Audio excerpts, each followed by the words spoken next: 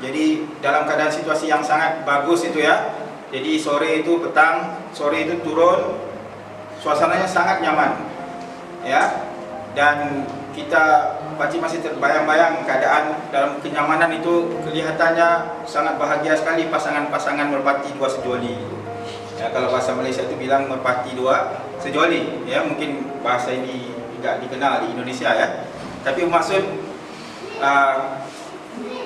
kalau dalam bahasa Inggeris disebut two lovebirds ya, dua ekor burung sedang berkasihan ya, dengan wajah yang sangat bahagia, manis ya. Jadi di sudut sana ada pasangan yang sedang bermadu kasih ya. Jadi sore itu kelihatan sungguh indah. Tapi nggak tahu kenapa keindahan sore dan juga kemesraan para merpati dua sejoli yang banyak itu, pakcik itu rasa ada yang nggak kenal lah. Apa ya? Pakcik tidak tahu apa yang nggak kenal. Walhal pakcik sedang melihat keindahan sore dan juga pakcik sedang melihat satu suasana romantika di peringkat universitas yang kalau difilmkan itu seperti filem Romeo dan Juliet lah ya. Tapi ada yang nggak kenal lah dalam hati pakcik ketika itu ya. Ternyata pakcik ketemu jawapannya, bahwa sebenarnya apa yang pakcik saksikan itu adalah sistem pergaulan ataupun nizamul ijtimai, bukan fi Islam tapi fi Ruksimaliyah, pada sistem kapitalisme yang diterapkan oleh Inggris. Inggris ini dia, kalau pernah melihat menonton filem James Bond ya, pernah melihat menonton filem James Bond. James Bond ini adalah seorang admiral, pada dalam bahasa Arab disebut amiral, mana ketua angkatan ataupun Laksmana, ketua angkatan tentara laut Inggris ya. Walaupun dia itu Laksmana, tapi dia diberi misi khas. Dan pakcik sangka itu hanya filem, banyak jawatan itu memang wujud. Itu adalah polis perisikan mereka atau mukhabarah lah ya. Filem bagaimana digambarkan James Bond itu, wajahnya tampan ya, handsome, bermulut manis ya. Tapi sebenarnya dia adalah seorang pembunuh yang sangat berbahaya ya. Jadi sistem Inggris itu kan itulah, kelihatannya manis ya, indah, tapi sebenarnya racun yang sangat berbisa. Sama lah seperti hero-nya itu ya, James Bond ya gitu. Baik. Jadi dalam Islam malah bertolak belakang ataupun berbeda. Yang mana dalam Islam itu mengatakan kalau lelaki perempuan yang sudah baligh lah, bukan seperti anak-anak yang tak mengerti ya aurat itu ya. Nabil, Shirin, Ammar itu ya. Nabil dan Ammar kerja Shirin dah, sehingga Ammar kerja Nabil ya. Saling bertolak ya, saling menumbuk ya, saling mencekik, saling memeluk ya.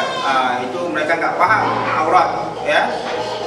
Bagi mereka teman yang ada itu lelaki perempuan sama aja ya. Tempat untuk apa, bahagia sekali mereka dapat bersama bermain ya. Tapi kalau sudah menginjak usia remaja, ABG ya, anak baru gede ini ataupun yang sudah baligh, maka ketika itu undang-undang Islam menetapkan wajib infisal dan haram iftirat ya. Malah ini kebalikan dalam sistem yang pakcik dididik. Maka dalam sistem yang pakcik dididik itu malah lelaki perempuan ini harus bergaul, harus dalam kehidupan itu harus jangan dipisahkan, nanti akan menyebabkan perkembangan mental dan emosinya itu terganggu. Fitrah manusia, karena ketika mengkaji fitrah manusia baru kita paham rasionalnya hukum Allah ini. Hukum Allah ini enggak perlu rasional, tapi sebagai manusia itu kadang-kadang kita mau mententeramkan jiwa ya. Seperti Nabi Ibrahim dulu ya. Nabi Ibrahim itu pernah minta Allah SWT menghidupkan ya orang yang makhluk yang mati ya. Nabi Musa alaihissalam ya. Dan tapi ketika Nabi Ibrahim itu ditanya, kamu ini nggak yakin atau apa dengan aku ini, apa yang dijawab oleh Nabi Ibrahim? Yakin dengan kekuasaanmu ya Allah, tapi aku mau mententeramkan jiwaku. Begitu juga Nabi Musa AS mau lihat Allah SWT. Ya, adakah dia nggak yakin bahwa Allah itu wujud, walau dia itu sudah berbicara dengan Allah Ta'ala? Ya, itulah sifat manusia. Sudah paham, sudah yakin, lagi perlukan sesuatu untuk menenteramkan jiwa. Ya, dan kita kaji, kita yakin Islam ini sistemnya terbaik. Maka asas infisal yang digariskan itu adalah sangat benar. Haramnya ikhtilat itu sangat benar. Tapi namanya manusia ya, masih butuh rasional ya, penjelasan. Yang pertama kita kembali kepada, kalau mau rasionalnya kita kembali kepada fitrah manusia yang kita serap. Lelaki perempuan itu derajatnya dalam Islam sama, karena dia sama-sama apa? Sama-sama mukallaf. Benar. Sama-sama mahalut takalif, hamba Allah yang diperintahkan dengan agama. Sama-sama ya, sama aja, nggak ada hukum lelaki hukum perempuan. Yang namanya hukum ahkamul Islam itu ahkamul Islam ya. Kalau dia mencuri sama-sama dipotong tangan. Kalau dia zina sebelum nikah sama-sama dirajam, dicambuk 100 kali ya. Sama aja, cuma untuk beberapa hal seperti darah haid, hukum wiladah, hukum nifas, ya, hukum jihad. Kalau hukum haid, nifas, wiladah itu khas untuk wanita lah, karena lelaki nggak beranak, ya. Kalau hukum jihad, hukum sholat jamaah, sholat Jumat, hukum jihad, ya, berperang maksudnya, hukum mencari nafkah, itu khas untuk lelaki lah, ya. Ada beberapa pengecualian itu atas faktor beberapa penciptaan itu beda ya, tapi secara umum lelaki perempuan sama. Yang kedua, siapa masih ingat kenapa lelaki dan perempuan di Allah SWT sama?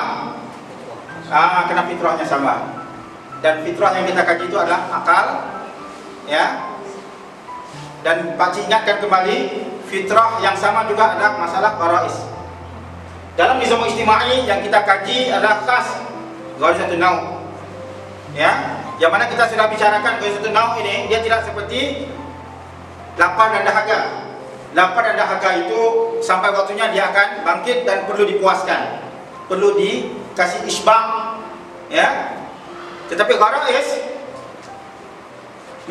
menjurus kepada gharizatun naum, dia hanya bangkit dan perlukan isbah, perlukan penguasaan kalau dia dirangsangkan, kalau diaktifkan.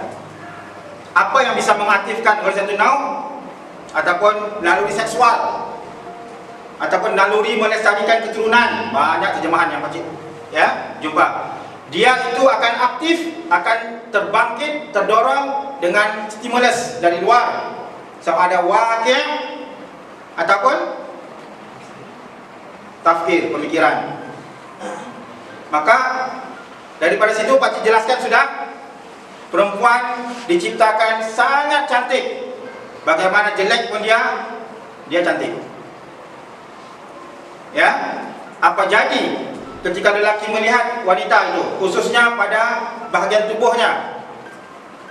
Yang Pakcik sering ulang-ulang bahagian tumit, mengambil ibrah daripada syair Imam Syafi'i, ya. Lagipun ambil ibrah tumit lebih sopan lah daripada ambil ibrah tubuh yang lain ya. Jadi dengan hanya melihat kepada aurat ataupun tubuh wanita, lelaki itu akan terdorong, akan bangkit naluri seksualnya. Kalau perempuan itu sudah berlalu, sudah pergi, hilang wakilnya, adakah berhenti bangkitnya naluri seksual tadi? Enggak. Kalau sudah bangkit nih, apa? Dia pikir terus, waduh tadi itu cantiknya, ya. Dia pikir terus, bangkit lagi. Dan apa jadi ketika bangkit tidak dipuaskan, tidak ada isbah? Sifatnya adalah dia akan gelisah. Itulah sifat naluri. Ya. Sama juga dengan wanita. Ya. Dia itu sifatnya, dia akan terdorong melihat lelaki, dia akan merasa suka. Ya.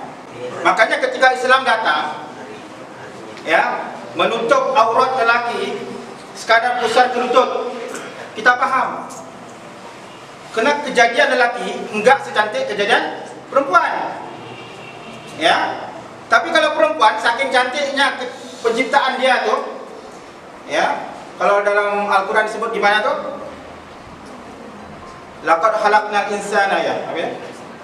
Laqad khalaqnal insana fi ahsani taqwim. Ya. Pak Cik sudah bahaskan ayat ini kemarin ya, tentang kasus di zaman Imam Abu Hanifah, ya. Jadi maka pahamlah kita, ya, segantang-gantang lelaki kulitnya keras, perempuan ini kulitnya halus, ya. Akhirnya apa ketetapan dari syariat? Seluruh tubuhnya adalah aurat kecuali wajah dan wakafaha, ya, tangannya. Kalau mazhab Syafi'i lebih keras, ya. Pak Cik belajar ikna di Azhar lebih keras, ya. Malah diterangkan dalam Syafi'i itu aurat dalam sholat dan ketika ihram. Kalau di luar sholat, tidak dalam ihram, tidak berhaji, ya, auratnya apa? Seluruh tubuh. Makanya yang kita lihat orang Arab yang pakai baju hitam, perempuan, ya, tutup wajah, pakai sarung tangan, ya, kaos kaki dan kasut dan sepatu itu sebenarnya siapa itu? Mazhab Syafi'i, ya. Pak Cik enggak percaya. Pak Cik takut, ya. Pak Cik tanya, Syekh, benarkah ini, Syekh, yang dikatakan bahawa Pak Cik guna ayat yang lain lah, ya, bermakna Syekh wajib perempuan pakai niqab di luar solat? Iya.